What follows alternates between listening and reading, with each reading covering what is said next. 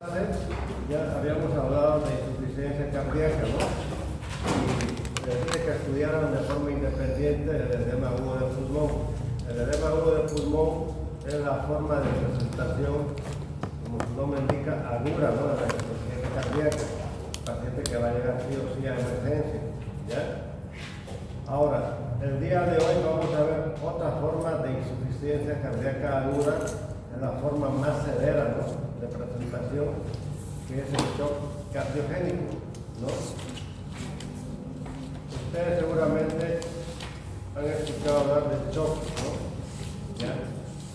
En forma general, el shock no es una terminología en inglés, ¿no?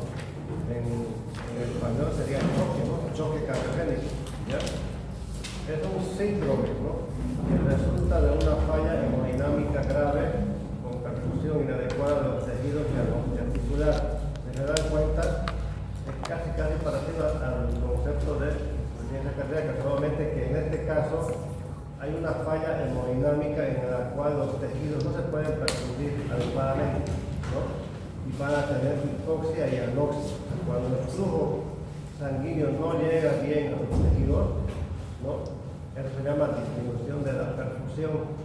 Como en la sangre va el oxígeno, todos esos tejidos van a tener hipoxia o anoxia.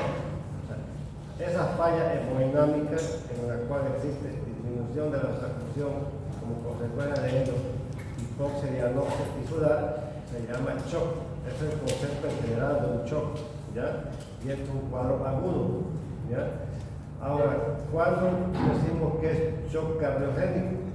Cuando la causa de esa falla hemodinámica, de esa hipoxia tisular, de esa disminución, es de causa cardíaca. Por lo tanto, el shock cardiogénico es una forma grave de insuficiencia cardíaca aguda, ¿no?, que se caracteriza por la caída persistente y progresiva de la presión arterial, ¿no?, con disminución grave de la perfusión tisular. Y como consecuencia de ello va a haber hipoxia. Y probablemente va a llegar un momento que sea incompatible con la función de los órganos vitales. Por eso es un estado grave, ¿no?, porque secundariamente los órganos vitales van a sufrir, ¿ya? Obviamente que el término de shock se aplica fundamentalmente cuando la causa básica, como dije, es cardíaca, ¿no? Seguramente esta causa, probablemente la principal razón sea porque hay una alteración primaria de la contractilidad. Probablemente la función principal del corazón, que es la contractilidad, probablemente aquí va a claudicar, entonces el paciente va a estar en un estado de shock. Obviamente, la única causa de shock no es el cardiogénico, hay otras causas de shock, probablemente han debido escuchar, ¿no? Y esta es una clasificación sencilla, hay muchas clasificaciones de shock, ¿no? Esta la clasifica en tres: el shock cardiogénico, el que vamos a hablar el día de hoy, pero también tienen que aprender a diferenciar del shock hipovolémico con absoluta hipovolemia y del shock hipovolémico con relativa hipovolemia, ¿no? Por ejemplo, en el shock hipovolémico con absoluta hipovolemia, ahí está el shock hemorrágico, ¿no? Cualquier hemorragia puede llevar a un paciente a shock.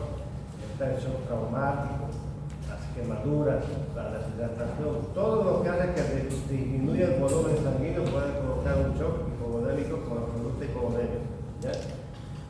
Y el shock hipovolémico con relativa no es que haya pérdida de volumen, pero hay vasodilatación arterial, por eso dice que hay una disminución del volumen para el vaso sanguíneo, por eso relativa hipovolemia. Ahí está el séptico, el famoso shock séptico, shock anafiláctico, ¿no?, que ocurre por medicamentos, y el shock de origen neurogénico, ¿ya? Obviamente nosotros vamos a hablar el día de hoy solamente del primero, ¿no?, del shock cardiogénico, que es de causa cardíaca, ¿ya? Ahora, como dijimos, la principal causa del shock cardiogénico es una enfermedad cardíaca, ¿no? ¿Y cuáles son esas enfermedades que pueden llevar a un paciente a un shock? Como se puede, por afectación directamente del ventrículo izquierdo, el más importante, el infarto agudo de miocardio, ¿no? Por eso una de las complicaciones del infarto es el shock cardiogénico. Por eso los pacientes se mueren cuando hacen shock por cuando hacen un infarto por un shock cardiogénico, ¿ya? Pero hay otras entidades también, ¿no? Como alguna complicación mecánica del shock, alguna arritmia grave, ¿no? Alguna miocardiopatía, miocarditis, enfermedades de las válvulas, o sea, mitral, aórtica, etc. Pacientes de fonasfixia cardíaca, ¿no? Pacientes que que tienen alguna disfunción perioperatoria, cualquier tipo de cirugía del corazón, ¿no? Pacientes que tienen trastornos a veces del equilibrio ácido básico, ¿no? Ácidos metabólicos, todo puede ser claudicar el corazón, ¿ya? Etcétera. Todas estas son las causas más frecuentes de shock cardiogénico por afectación directamente del ventrículo izquierdo. Pero hay otras enfermedades que pueden afectar directamente al ventrículo derecho, como el tromboembolismo pulmonar, ¿no? Los infartos del ventrículo derecho, las pericarditis constrictivas, algunas miocardiopatías. O sea, en general, el shock puede ser porque se afecte directamente al ventrículo izquierdo o porque se afecte directamente al ventrículo derecho. Estas son las enfermedades que más pueden provocar. Ahora, independientemente de cuál sea el causante del shock, la fisiopatología pues es única, ¿no? La misma para cualquier tipo de agresión. Y obviamente la sintomatología igual, ¿no? Independientemente de cuál sea la causa. Por eso el diagnóstico de esta entidad, el diagnóstico del shock, siempre debe hacerse desde el punto de vista clínico, porque el manejo es clínico. No podemos esperar resultados para manejar al paciente, porque mientras más tiempo lleva el paciente en shock, mayor la posibilidad de que no salga del shock. ¿Ya? Vamos a hacer un breve resumen de lo que es la fisiopatología. ¿Ya? ¿Cuándo un corazón va a provocar un shock? Porque se afecte directamente al miocardio, por ejemplo, el infarto te mata directamente los miocitos, por tanto la contractilidad se va a afectar, o porque hay alguna alteración coronaria. Nuevamente el mismo ejemplo del infarto, si se obstruyen las coronarias, por tanto la sangre no va a pasar y ese miocardio va a sufrir. O sea, ahí empieza el mecanismo fisiopatológico del shock. Entonces, ¿qué pasa? Por ejemplo, si se afectan directamente el miocardio, o sea, los miocitos, obviamente cualquier agresión al miocito no va a provocar shock. Tiene que haber una extensa lesión del miocardio para que se pueda choquear un paciente, ¿no? Por lo menos mayor del 40% de daño al miocardio. Un infarto pequeño no va a provocar shock, ¿no? Obviamente los infartos de cara anterior, que son los más extensos, son los que más pueden provocar un shock cardiogénico, ¿ya? ¿Por qué? Porque producen esa zona necrótica. El infarto, sinónimo de necrótico del miocito, ya no contribuye a la contractilidad global. Si un paciente se infarta el 40% del miocardio, obviamente solamente está trabajando el 60%, ese corazón no va a poder trabajar y perfundir adecuadamente los tejidos, ¿ya? O si hay directamente una ruptura del tabique, de la pared del miocardio, también no va a poder cumplir su función. ¿Ya? ¿Y qué pasa si se obstruye una coronaria? Lo mismo, al haber un trombo, por ejemplo, un coágulo que obstruye una coronaria, eso va a hacer que la perfusión al miocardio no llegue bien, esté disminuida. Todo esto va a provocar una perfusión hemodinámica. Y como ustedes saben que el corazón tiene una función sistólica y una función diastólica, ¿ya? Por lo tanto, para que un corazón trabaje adecuadamente tiene que haber una buena función de contracción, que es la función sistólica, y una buena función de llenado, que es la función diastólica. Si el corazón no lo llenas bien, está insuficiente. Si no se contrae bien, también está insuficiente. Por eso, toda enfermedad que afecte directamente a la función sistólica y la función diastólica va a hacer que ese corazón pueda choquearse. ¿Ya? ¿Qué pasa cuando se afecta a la función sistólica? El gasto cardíaco obviamente va a disminuir, porque no tiene fuerza ese corazón para contraerse. Por lo tanto, el volumen que expulsa va a disminuir, ¿ya? Todo eso hace que la perfusión hacia los tejidos disminuye, por eso el estado de shock es una disminución de la perfusión tisular. Y va a haber hipotensión, porque la presión arterial también depende del gasto cardíaco, depende del volumen que se inyecta, ¿no?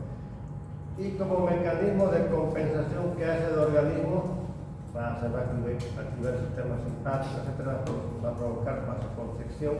¿Para qué? Para tratar de aumentar la presión arterial, pero eso a veces empeora la situación, porque una vasoconstricción periférica produce más isquemia todavía hacia los tejidos, ¿ya?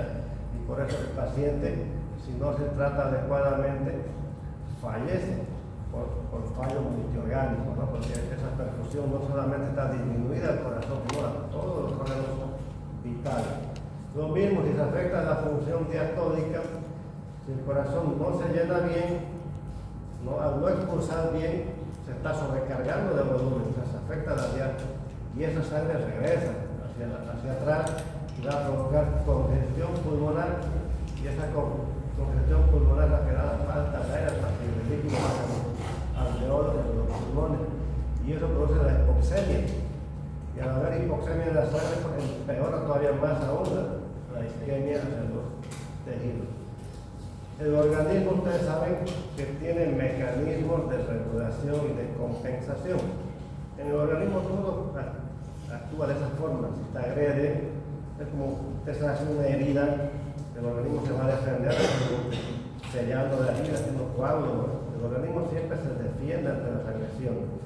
El corazón tiene mecanismos de regulación que van a tratar de trabajar para compensar, pero a veces no lo logran, ¿no? Por eso el índice, el gasto cardíaco va a ir cayendo, la presión arterial va a caer, ¿no? El sistema simpático se va a activar, ¿para qué? Para provocar vasoconstricción, tratar de mejorar la contractilidad, ¿no? Y eso pues aumenta la frecuencia cardíaca y empeora la perfusión de los órganos. Y cuando no lo puede lograr, pues ese paciente entra en lo que se llama estado de shock. A pesar de los mecanismos de compensación, no se puede bombear, no puede llegar buen flujo sanguíneo a los tejidos.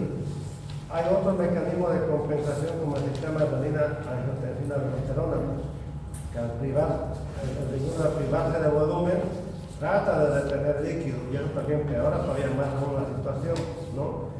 Y al no haber oxígeno, entonces el organismo empieza con el metabolismo anaeróbico.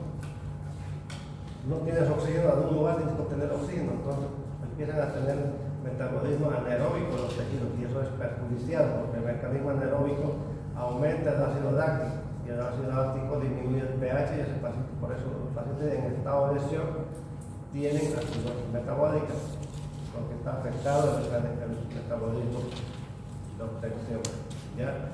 Ahora, un órgano, todos los órganos van a sufrir, pero uno de los órganos importantes que también regula la presión arterial es el riñón. También va a sufrir, no va a llegar buena perfusión de sangre al riñón, y el riñón va a entrar en isquemia, ¿no? Y si no se recupera el riñón, ese paciente va a ser muy difícil que salga del estado. Y el riñón llega un momento que hace un daño irreversible, y ahí sí va a ser muy difícil que el paciente pueda recuperarse, ¿ya?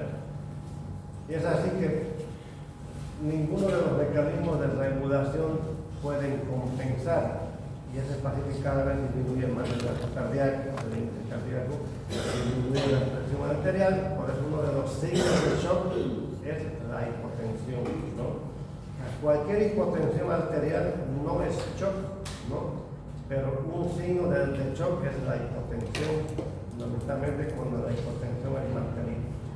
Por eso un paciente va a fallecer, porque todos los órganos vitales van a sufrir y no se recuperan, ¿no? Por eso hay que actuar antes de que se dañen estos órganos.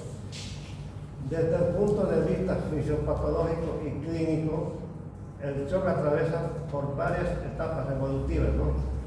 Desde que llega el paciente, hay una fase que es se llama fase de hipotensión controlada, donde los mecanismos esos que hemos mencionado de regulación, simpático, de aldosterona, regulación renal, tratan de compensar la presión arterial, el mejorar la frecuencia cardíaca, mejorar el gasto cardíaco, o sea, mejorar la precarga o la postcarga, ¿no?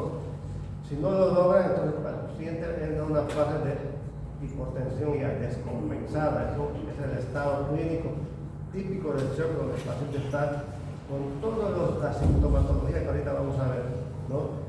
¿Por qué? Porque la postcarga está muy alta, la precarga está muy alta, ¿no? Las resistencias periféricas están muy altas. ¿Por qué? Porque el sistema simpático está activado. Llega un momento, a medida que va evolucionando en horas, que el paciente puede entrar en un estado de shock irreversible, ¿no? Ese estado no mejora, entonces ese paciente ya no va a salir, probablemente vaya a fallecer. Por eso el diagnóstico de shock tiene que ser clínico para actuar y poder sacar al paciente de esa situación. Porque a la vez, cuando ya hay daño de órganos vitales, como el riñón, pulmón, etc., ya no se puede sacar al paciente de usted, ya muere por complicaciones, por otras complicaciones de lesión. ¿Sí? Más o menos, como está mencionando, ahí, ¿en cuánto tiempo puede fallecer más o menos el paciente? Se dice que un paciente, después de las 18 horas de estar en este estado de shock, es más difícil que salga. Ya después de las 36 horas, probablemente es mucho más difícil, ¿no? Generalmente entre 24 y 48 horas, ¿no? Todo que va a ocurrir, obviamente no van a dejar al paciente ahí luchando solo, ¿no? Por ahí, uno tiene que trabajar por eso. Ahorita vamos a tratamiento. Con el tratamiento tratamos de mejorar la contractilidad, mejorar la presión para que los órganos se perfundan bien, porque hay que evitar el órgano, porque el estado de shock va a seguir.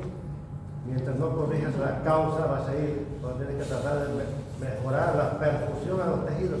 En eso consiste el tratamiento, ¿no? Y obviamente vas a tratar la causa, ¿no? Ahorita vamos a ver el tratamiento. Pero mientras más horas lleva el paciente en estado de shock, mientras lleve más de 24 horas, va a ser más difícil que salga. Porque los tejidos están sufriendo. ¿Ya? Entonces, ¿cómo ustedes identifican esta situación? ¿No? El estado de shock, como le dije, es un estado de hipoperfusión, hipoxia tisular. Ustedes lo tienen que identificar desde un punto de vista clínico. Y uno de los signos, primeramente tienen que saber qué síntomas aparecen por afectación de la función sistólica, ¿no? Al afectar la función sistólica, el principal signo que aparece es la hipotensión arterial, ¿ya? Pero tiene que ser una hipotensión arterial mantenida, no que el paciente hipotenso y está caminando tranquilo, eso no es shock, ¿no? Obviamente un signo importante es la hipotensión arterial de mayor a 30 minutos de duración de la hipotensión como mínimo, ¿no? O sea que la presión sistólica está por debajo de 90 milímetros de mercurio, ¿no? De forma mantenida, ¿ya? Y esta hipotensión se acompaña de los signos típicos, ¿no? Si no te llega buena perfusión, entonces la piel está fría, el paciente está pálido, está sudoroso, signo, ¿no? Palidez, frialdad, sudación, erección. Cuando usted falta el pulso, casi el pulso es imperceptible, porque no hay una buena perfusión, ¿no? O puede ser un pulso alternante, o sea, siente un pulso y otro no lo siente, ¿ya? Oliguria, si el riñón no llega a perfusión al riñón, pero ese riñón no orina. Obviamente, para saber si el paciente tiene oliguria, por lo menos para constatar eso tiene que pasar más de 2 horas, ¿no? El paciente no orinado, estando ahí en la terapia. Todo paciente en estado de shock tiene que ir a la terapia, ¿ya? Hay depresión del sistema nervioso, ¿no? Tampoco llega, o sea, ningún órgano está perfundiendo bien. Y al no haber buena perfusión cerebral, ese paciente tiene desde un estado de somnolencia, puede llegar a un estado de coma, por disminución de la perfusión, ¿no? Además de eso, va a haber otros signos por afectación de la función diastólica. Como le dije inicialmente, por afectación de la función diastólica hay congestión pulmonar, por lo tanto el paciente va a estar polineico, disneico, ¿no?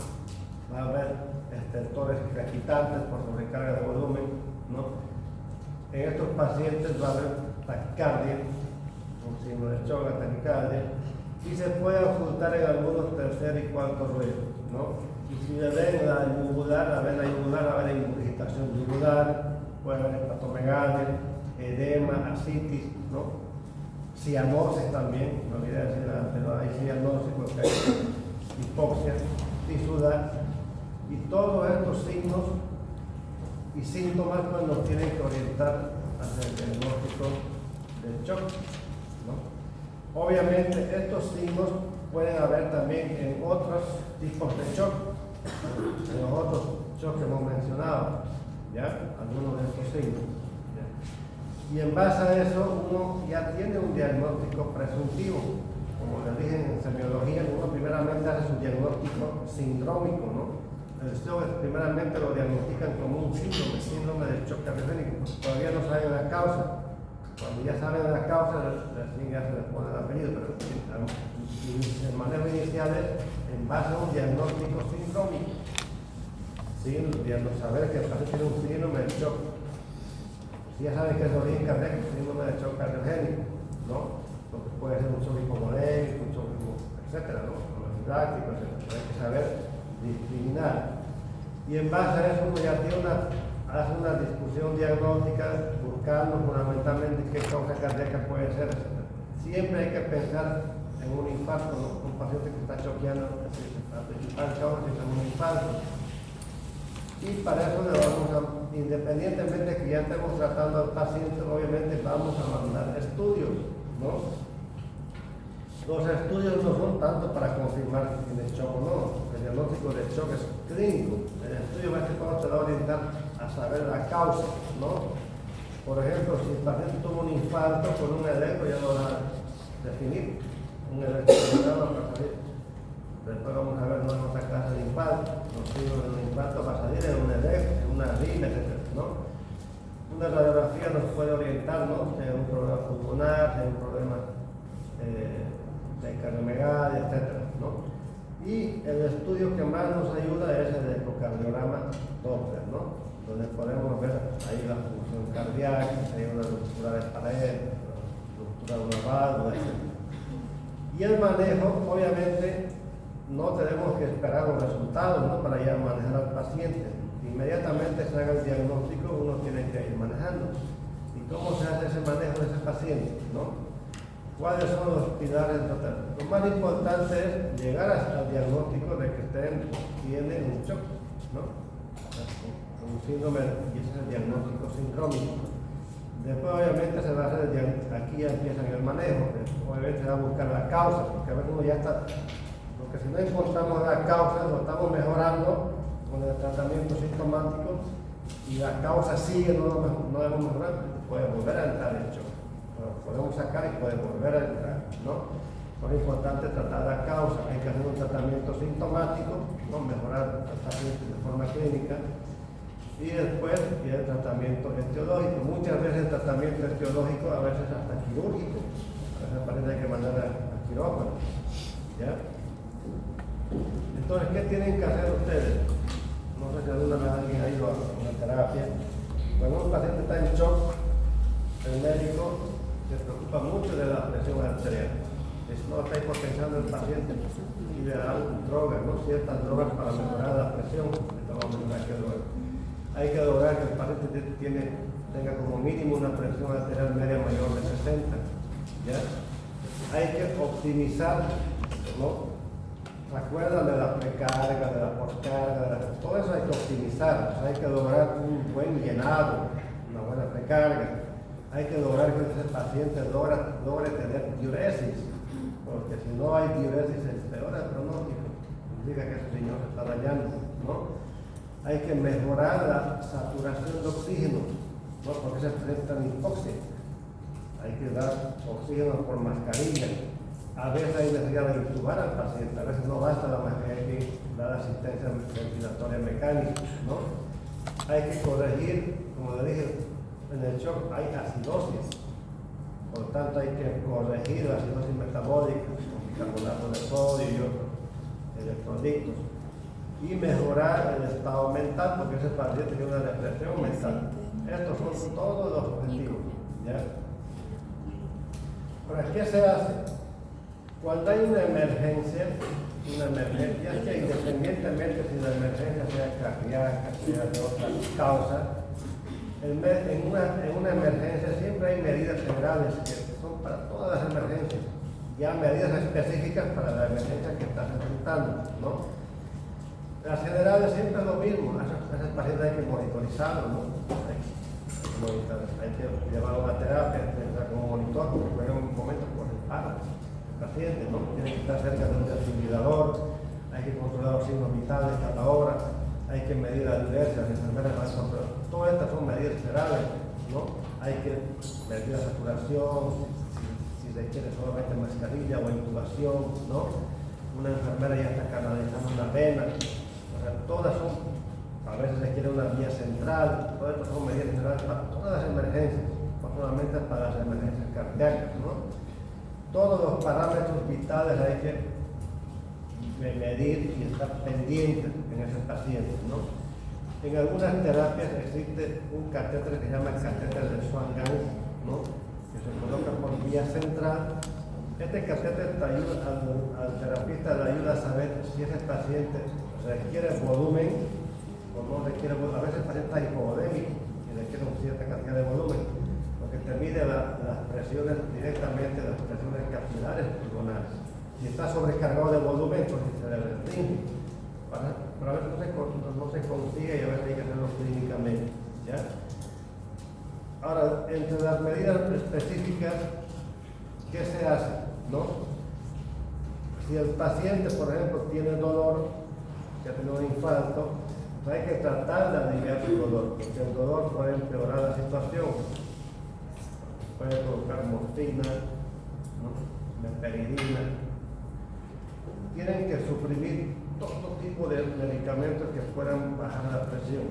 Probablemente el paciente era hipertenso de base, tenía un tratamiento para la hipertensión, hay que quitar todo eso, ¿no? Hasta que restablezcamos, porque hay un estado de hipotensión.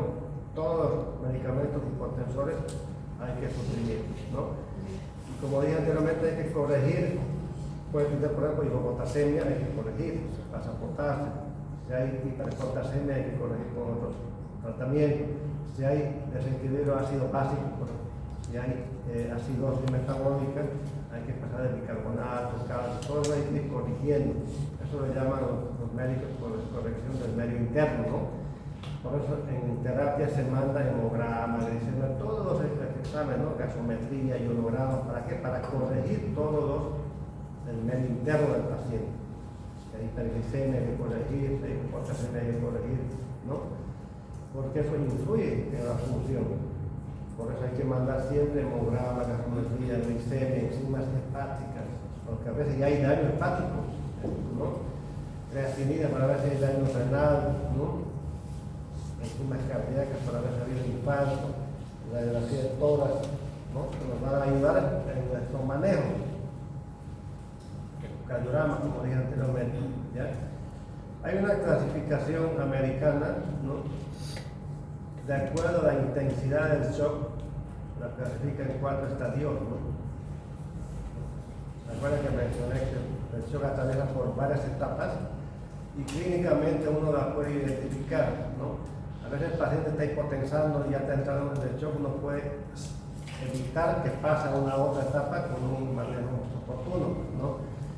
Cuando el paciente todavía no está muy frío, se le llama caliente todavía, y cuando los pulmones todavía no están congestionados, o sea, se dice que está seco, puede ser que el paciente, es el estadio 1. En el estadio 2 puede ser que ya los pulmones estén con crepitantes, estén congestionando, pero todavía no está tan frío el paciente, porque ya está hipotenso, ¿no? Se le llama caliente y frío, caliente y húmedo, lo dicho. O al revés, si el paciente, ustedes lo palpan, está frío, sudoroso, ¿no?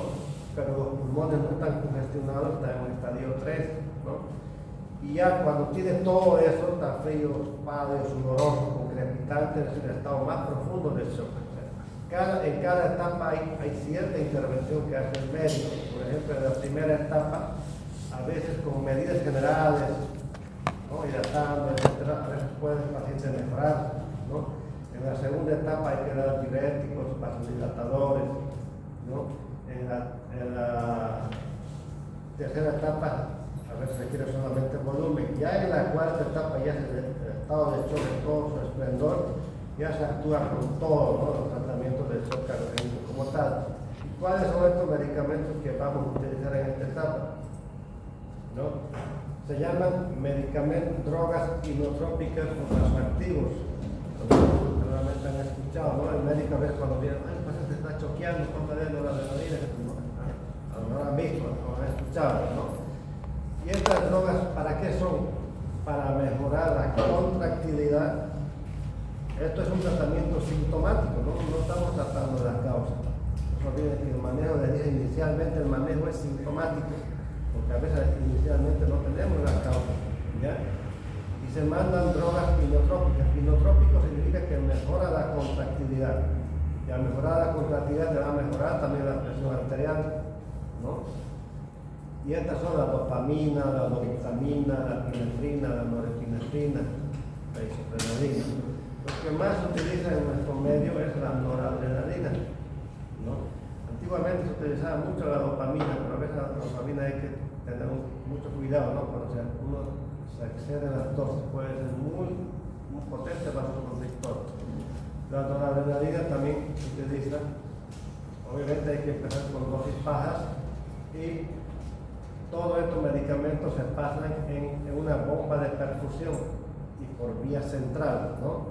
¿Por qué? Porque en base, no le puede pasar por goteo, porque como es un manejo sintomático, el médico dice, enfermera, ya, ¿cómo está la presión? La enfermera es 80, normalmente ya doctora, la presión ya está en 130, entonces, sí, se va manejando, se va disminuyendo, se va aumentando estos medicamentos, ¿no? Hasta mejorar al paciente. Y es por eso es bomba de perfusión. Hoy en día han salido nuevos medicamentos, ¿no? Estos medicamentos que son vasoconstrictores, a veces cuando ya llevamos más de 24 horas con estas drogas en el paciente se vuelven perjudiciales. ¿Por qué? Producen vasoconstricción periférica y eso empeora la perfusión. Y hay nuevos medicamentos que tienen esa ventaja, que además de mejorar la contractilidad, no hacen vasoconstricción periférica, pero a veces tenemos en el medio, ¿no? Como la amidona, la milrinona, la enoximona, se llaman inodilatadores porque mejoran la contractilidad, pero también producen vasodilatación periférica, no tanto vasoconstricción como la noradrenalina, que eso es su efecto perjudicial. Pero a veces no se tiene, no se consigue, y ese pues se usa. Ahí están las dosis, ¿no? Todos estos medicamentos igual son en perfusión, ¿no? Ya con el paciente ya se corrigió, se estabilizó, ¿no? Se le va destetando de la droga, se va disminuyendo, no es conveniente dejar mucho tiempo. Porque mientras más tiempo esté con estos soportes ya el pronóstico es malo. Mientras más tiempo lleve en el shock no va a salir ese paciente, más bien está luchando con la vasoconstricción. Hay otra droga que igual es inodilatadora, que mejora la contractilidad, mejora la presión y produce vasodilatación periférica, es el levosimendan, ¿no? Que también a veces no encontramos, ¿no? Y ahí están las dosis, ¿no? En perfusión continua. Ahora, en muchas terapias, por ejemplo, si no tenemos estas drogas dilatadoras, vasodilatadoras o estas, podemos utilizar con precaución, por ejemplo, la nitroglicerina. ¿Ya? La nitroglicerina hay que tener cuidado porque me puede hipotensar más, por eso muchos terapeutas no les gusta usar. Porque hay que utilizar unas dosis bien bajitas para lograr esa vasodilatación periférica que les he mencionado, que no tienen la adrenalina. Estoy utilizando la adrenalina, lo puedo asociar a la nitroglicerina, pero a dosis mínimas. ¿Ya? A 0,1 a 1 microgramo por kilo, porque por encima de 1 ya es una dosis hipotensora, se utiliza en el tratamiento de la crisis hipertensiva, ¿no? Todos estos medicamentos son para corregir fundamentalmente el gasto cardíaco y la presión arterial, ¿no? Pero simultáneamente, como les dije, tienen que corregir el ácido básico, los electrolíticos, la glicemia, etc., ¿no? Y con todo esto hacemos tratamiento sintomático. Ya el tratamiento causal va a depender de lo que tenga el paciente. Si es un infarto, pues aplicaré tratamiento del infarto, ya en otras casas hablaremos de infarto, ¿no? Si hay una complicación mecánica, una enfermedad valvular, se tratará. A veces tratamientos causales, puede ser hasta quirúrgico, ¿no?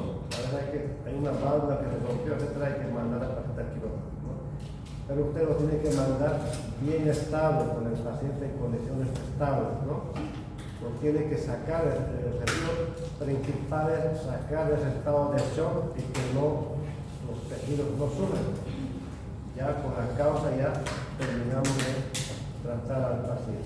Por eso en el tratamiento del shock se utilizan todas esas drogas, glutamina, diuréticos, ¿no? Noradrenalina, a veces nicotina, con el objetivo de compensar al paciente desde el punto de vista sintomático. Ya el tratamiento causal ya pues se encargará el especialista en cuestión, independiente de cuál sea la causa. ¿Ya? ¿Está bien? Bueno, eso sería la clase de hoy. Hasta aquí el examen.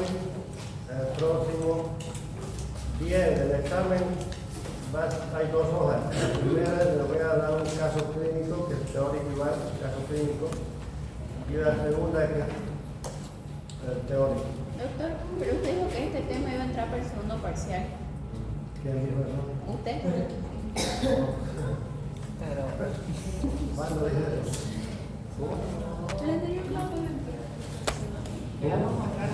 No pueden hacer Voy a pensarlo, esta semana.